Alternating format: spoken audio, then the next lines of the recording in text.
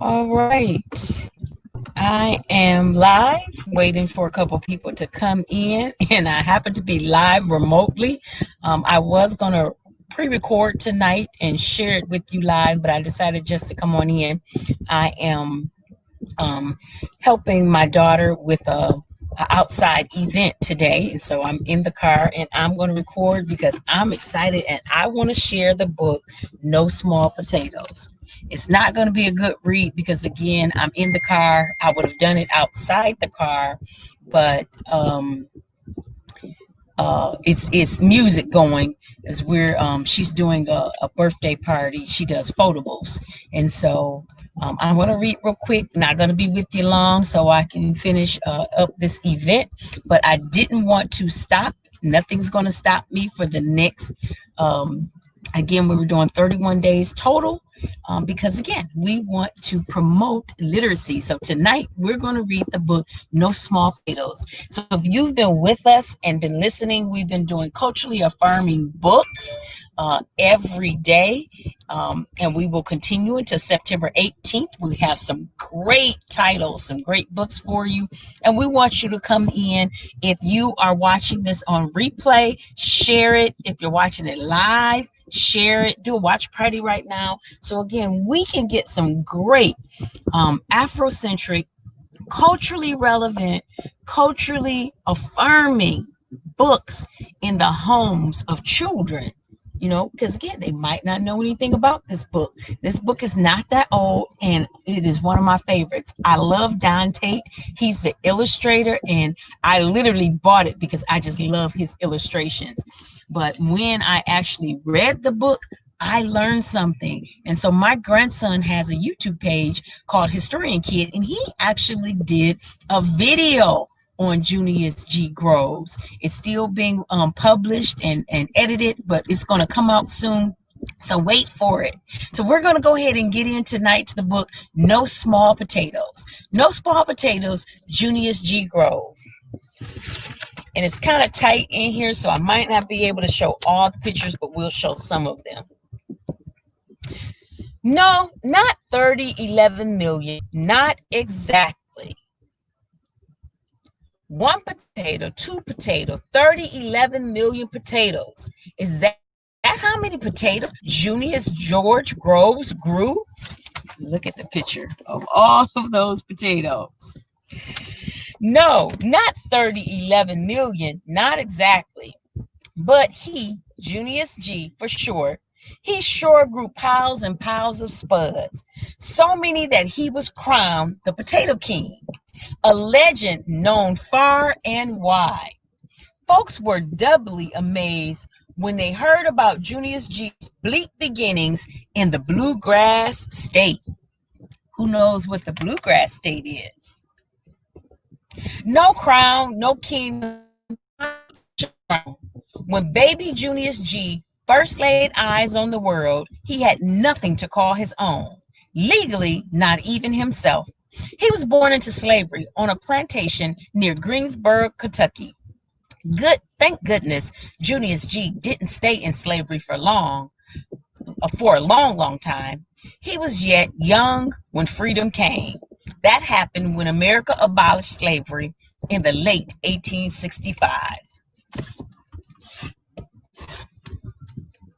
Junius G didn't stay in the Bluegrass State for long.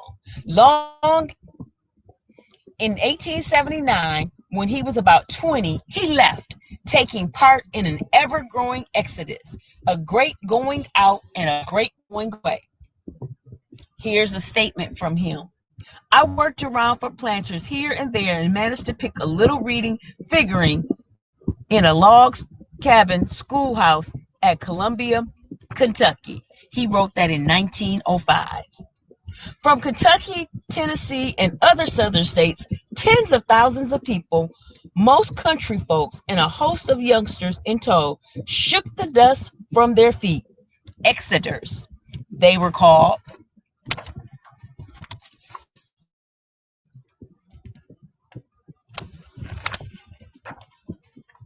With my heart, with hearts hugging hope clenching dreams of bountiful love, Exeters went west to the plains. Land was plentiful there, they heard. For many, that place of promise was Kansas, the sunflower state. Exeter's journeyed from steamboat by train in bumpity bump ox carts, in wide wheeled wagons. Some of those keen on Kansas put down roots in new towns like Nicodemus. Others settled in or near Topeka and Kansas City. Both these burghs were along the Kansas River, also known as the Kaw. As an Exeter Junius G, they say he walked to Kansas more than 500 miles. Along the way, he worked odd jobs.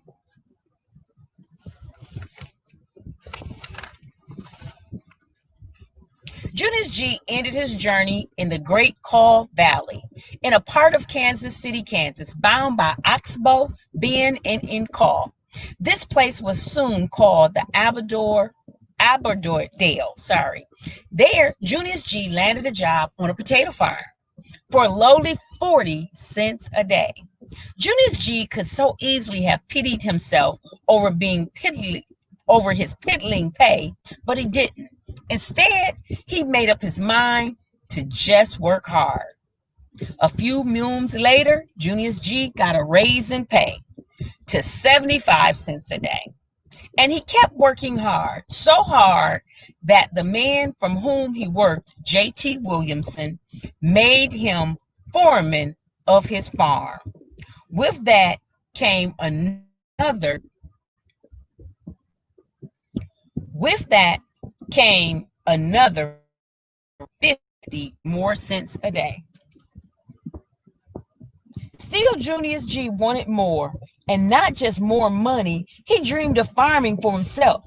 Lacking the bucks to buy land, he did the next best thing. He rented land from J.T. Williamson, 9 acres. For use of his land, his tools, and his team, Junius G agreed to pay J.T. with a share of his crops. Junius G planted white potatoes on 1/3 of those 9 acres. There he is working hard.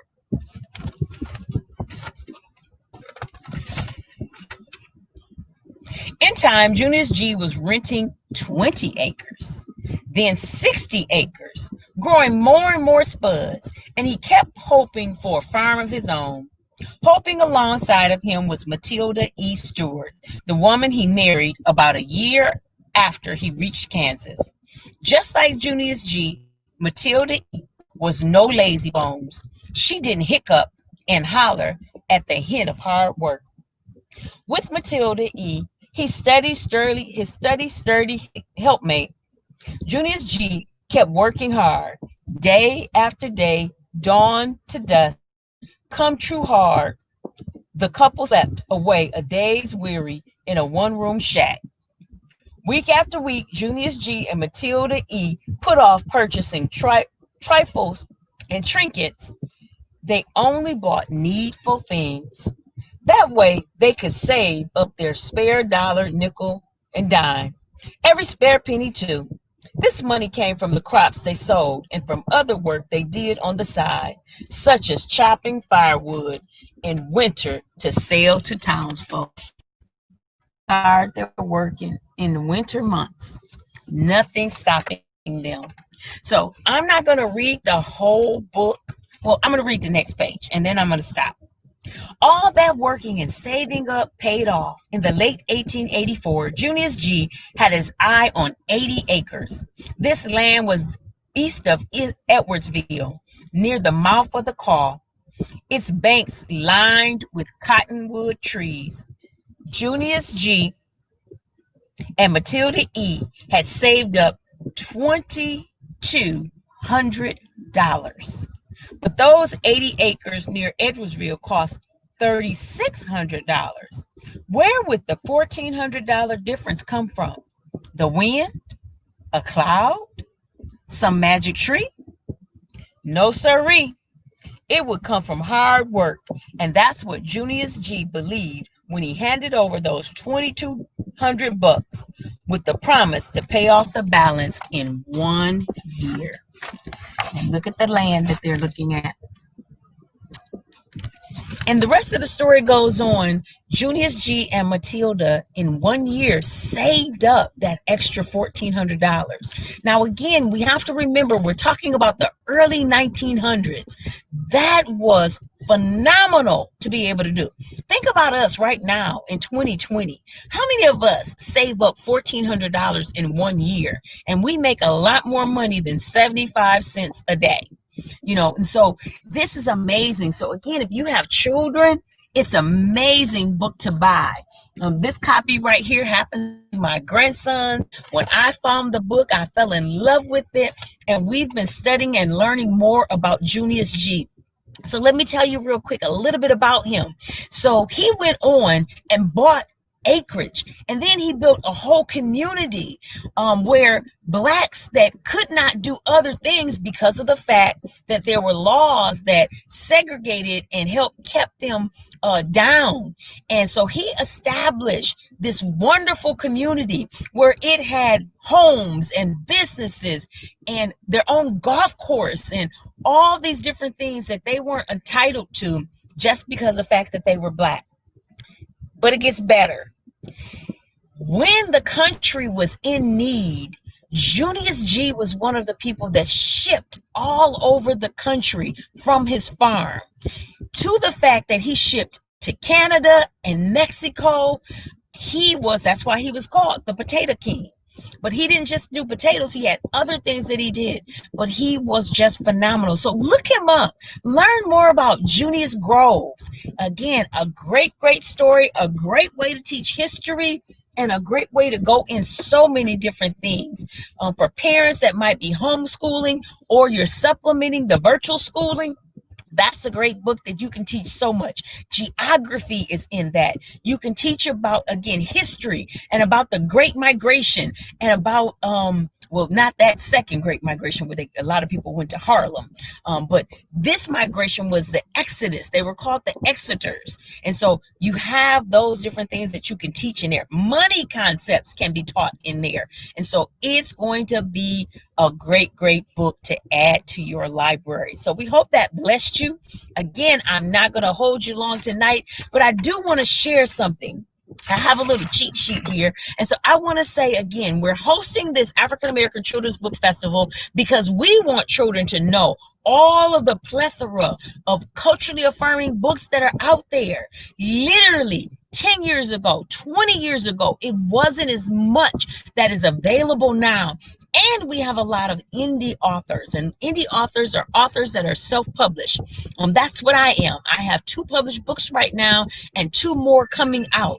And so you have the opportunity to be able to get some rich literature that we didn't have available to us decades ago. So we hope that you enjoy that. So we're hosting, as you see scrolling at the bottom, an African American Children's Book Festival. And it's going to be on September the 19th this year from 12 o'clock to 3 o'clock. And it's virtual. So you can come no matter where you live at. You can come and you can join in. And so we want everybody that can down right there is scrolling. Please register today at that website. And then what's going to happen is you're going to be put into an eligibility to win a bundle of books. And when I say a bundle, a nice amount of books. Next week, I'm going to start sharing the books with you guys. And so we have 3 book bundles that we're going to be giving out. And the first one of the book bundles is about dreamers. And think about that. Junius G was a great dreamer. And then we have a book bundle that's going to celebrate people that had resolution and that resolved and that they were just resilient. And that group we're calling the And I Rise. And I know if you think about that and you know Maya Angelou, then you're thinking about her too. Yes. So we have a lot of books about rising. Again, this book fits into that category. Junius G rose above all of his circumstances. He could have been okay with the little piddly, as the book said, 75 cents a day, but he wasn't. And then we have a book bundle that's celebrating the changers out there. And so those people that are the change agents or were the change agents, it's going to be a good book bundle for them, for that theme too. So we have three themes that we're going to be celebrating. The dreamer, so it's called Be a Dreamer, And I Rise, and I Am the Change. And so all of those book bundles are going to be available for several lucky winners. We're going to be giving away books every hour. So please go down below and register. Share this video with someone else. Get some other people to, again, join in. We want as many people as possible, and we really want to bless. So I can see your comments. So if you're on here right now and you think that this is a great thing, come on, show us some love. This is sponsored by Kingdom Influence. It's a nonprofit organization here in the city of Flint, Michigan, where we stand so proud. And also Ubuntu Press, which is my publishing company. And so every year we're doing this children's book festival because we want, again, culturally affirming books to be out there, but we also want people to realize that there's homes that don't have books. And so one of the things that we're doing in our nonprofit is putting books in the homes of children in need. So if you have some children that are even in need that you can think of, that live here in the city of Flint, if you're watching from Flint, down below, you can still go on that same website. That's a way to contact us and write that family that you're thinking about, and we can add them to our list. Last thing I just want to say real quick is one of the things about being a dreamer. Today I'm representing, and I don't know if you can see my whole full shirt, but it says straight out of Wilberforce. And this is a college, it's an HBCU that my my youngest daughter attended. And so I want to encourage some families right now, parents, that you have dreamers. Encourage them to dream. My daughter started being a dreamer when she was a little girl. She dreamed and she said when she was 8 years old, I want to be in the Ebony magazine, Mama. And I would buy the HBCU Queen editions for her. And then when she got old enough, a teenager, she would go to the store and buy them on her own. So she has this massive ebony collection and she saved them all. Well, guess what?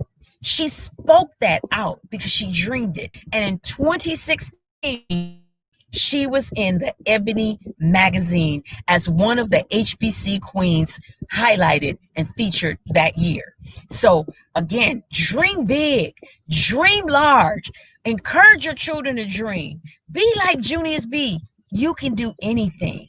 And so that dream helped her. She actually went on and got a full scholarship to go to Wilberforce. And then she went and got her master's from Wake Forest. And she, again, was given a fellowship where she didn't have to pay for her education. That dreaming is so big. So again, parents, let's encourage our young people to dream. Thank you so much for being with us tonight, and make sure you register. And please do me the honors and share, please share this video. We want as many people as possible to get this information, because we want to have as many people in the room. Oh, I didn't tell you the great part. Young people are going to be leading it. We have some young people from all across the country, and they're going to be moderating. We have some young authors that they're going to be reading their books, and they're going to be doing a Q&A. We have a live DJ, so it's going to be on Jam. We have a panelist of people that are going to be talking about the relevance and importance of literacy. So don't miss it. Mark your calendars. And join us tomorrow night if you can. If you can, we're going to talk about another great book. This book is called Tulsa Girl, and it is the story of the last living survivor of the Tulsa Massacre. And if you don't know what the Tulsa Massacre is, then I want to see you tomorrow at 8 p.m. so you can learn a history lesson. So long. Thank you again. Please excuse my virtual location right now, but I didn't want to miss coming on, and I hope you enjoyed. No small potatoes. Have a good night. Love you.